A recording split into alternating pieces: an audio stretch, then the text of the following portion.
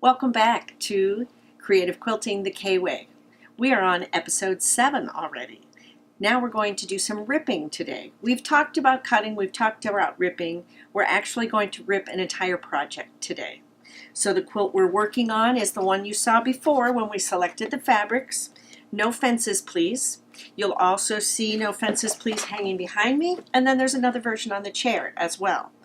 It's a great introduction to foundation piecing, very simple, gets you in the hang of what you're going to do when you do some trickier foundation piecing down the road. So it's a great introduction to that. Because it is foundation pieced, we can rip the strips. We don't have to have those beautiful pristine cut edges because we'll trim them up as we go as we piece the quilt. We picked out 2 different stacks of fabric, if you remember.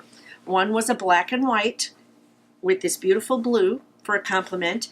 The other was these gorgeous South African fabrics, these beautiful pinks.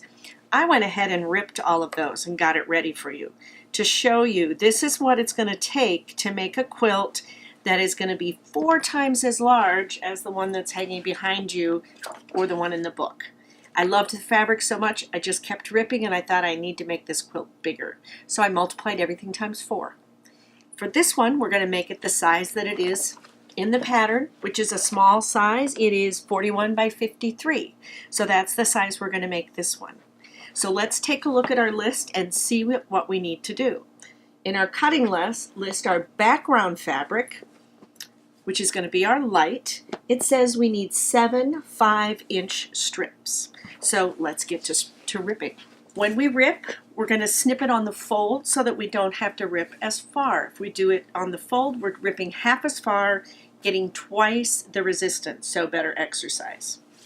So I'm going to lay my background fabric out, make sure I've got just one thickness there, and we need 5-inch strips. I'm going to get my Kai scissors and cut this in 5-inch increments. I am going to rip this far left side just to make sure I have it true on the straight of grain to start with, so that I'm not getting a short strip. I can tell right now that this did not rip all the way across the width of the fabric, so I need to make a deeper cut to start with.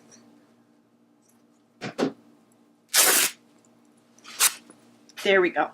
Now I got a piece ripped off that goes the entire width of the fabric, so I know I got it all. I got all of the edges. So we need 5-inch strips.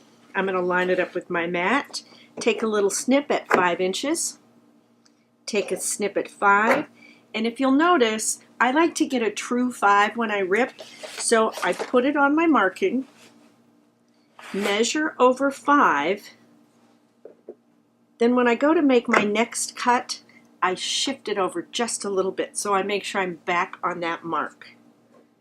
And let's see how many I snipped. 1, 2, 3, 4. I need one more. Go over 5. Now I need to rip all these.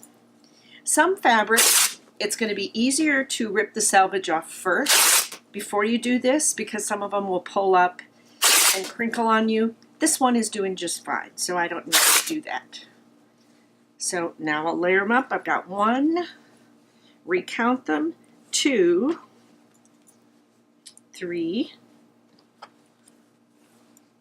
4, and 5. And they're 5 inches, and the total number I needed was 7, so I need to rip 2 more. Starting at my 10, measure to 15, take a snip, move it over slightly, take another snip. See how fast that is? It's one of the things I love about ripping is the speed that I can rip at. So there are my 7 5-inch strips. So the next thing on my list, my fences. I need 7 3.5 inches. My fences are this cool record fabric. So 7 3.5 inches. We're going to get one edge squared away to begin with. Make sure it's ripped nice and even. And it didn't quite go all the way across, so I need to rip that again. Need to make a little bit deeper bite. There. I could tell that one went all the way across. This selvage, you could tell that it looked like it was a little tough when I ripped it. I may want to rip these selvages off before I do the rest of the strips, so let's do that on this piece. Take a little snip down by my selvages and rip them off. So now I need 7 3.5-inch strips. 3.5, slide it over a little bit, 3.5, 3.5, 3.5, 3.5, 3.5. I need one more, 3.5. And then I just get to rip all these. I just love that sound. Now some people get annoyed by the strings. I happen to really, really like the strings because I have some great memories about the strings. When I first started quilting, I learned a lot of what I know from my grandma Hap, and she always ripped her strips. So I got in the habit of ripping strips as well. What I found was when I was living in Mabel, Minnesota in this great old house, I had 4 little kids running around in their footy pajamas while I was quilting. So they would run in and say hello to me in their footy pajamas, catch all the strings on their feet, and they would go all over the house. Now that might annoy some of you, but that is a wonderful memory for me.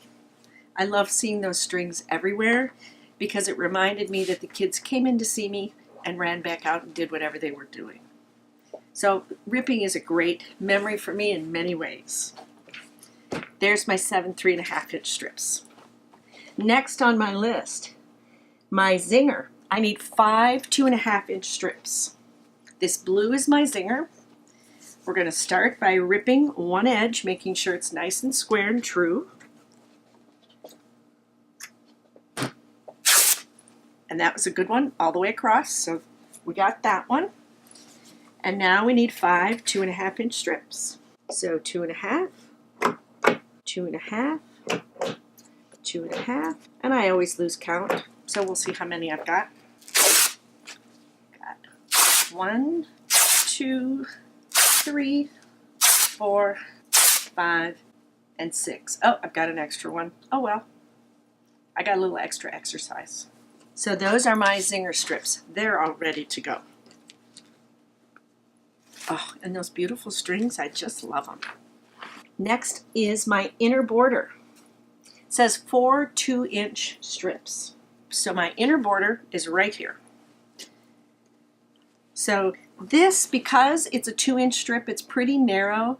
I'm not going to rip that one. I think I'm going to cut that to make sure I get a nice true 2-inch piece. We've done a lot of cutting, so we're pretty good at that, so I don't think you need to see it up too close and personal. But I will slide my fingers in like I always do, shimmy it around, make sure it's laying down nice and flat, line up my selvages with my folded edge, and just to review, it said 4 2-inch. First cut is generous, right? To make sure we can square it up later. I'm going to flip it around. I like the measurements on the other side better.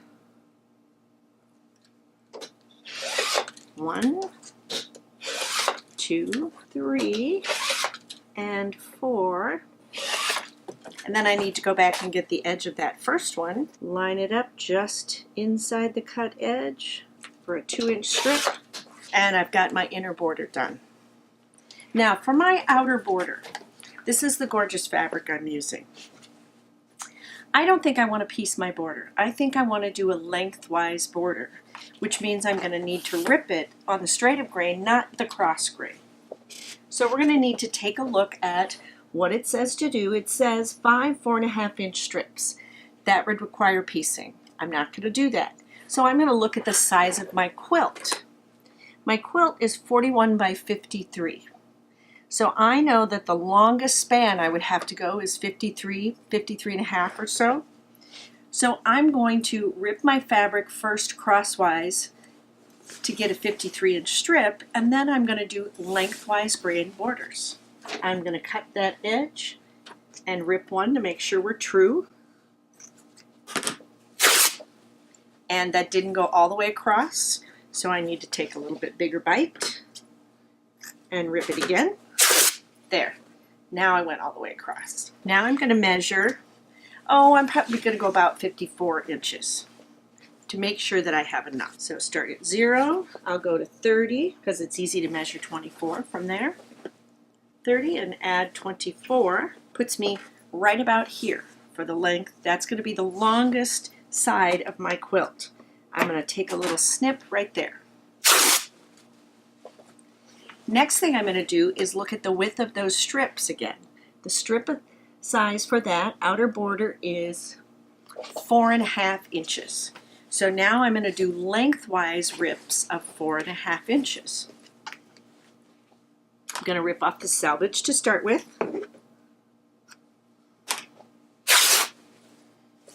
And get rid of that.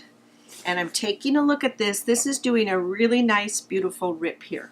I'm not losing any integrity on the edge of the fabric, so this is going to work out great. And just like I cut, I snip just to the outside of that measurement.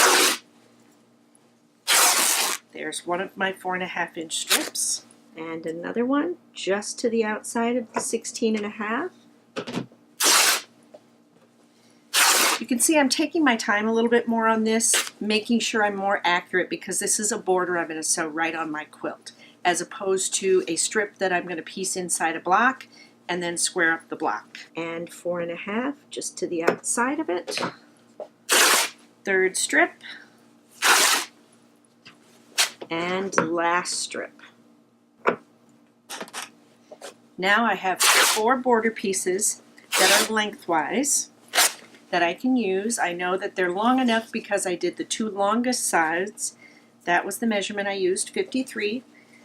So 2 of these will get trimmed up eventually, but they're all now the right width to go on that quilt. And they're all ripped lengthwise. Remember, ripping lengthwise is very handy if you have a one-way design, if you have a plaid you want to keep going a certain direction, which is what I had here. I wanted to keep this design going in the same direction. I've got my border pieces ripped. I've got my inner border cut, my zinger ripped, my fence, and my background. Now, the only thing that I need is foundation squares. I went ahead and pre-cut these. We're getting really good at cutting. So these are 7 by 7 squares of foundation. For this particular project, I'm using a foundation called Sulky Soft and Sheer. I love it because it's sheer, it's strong, and it can take the iron. It's going to need to take the iron when we come back and make our quilt in another episode. So Sulky Soft and Sheer Cutaway works super for this project. We're ready to wrap it up for today. I can't thank you enough for coming back to Creative Quilting the K-Way. I always like to leave you with something, right? So today the thing that I have learned is, if you are missing Grandma Hap, rip some strips and bring her back. Have a great day. Thank you so much for joining me, and remember, you're exactly where you should be.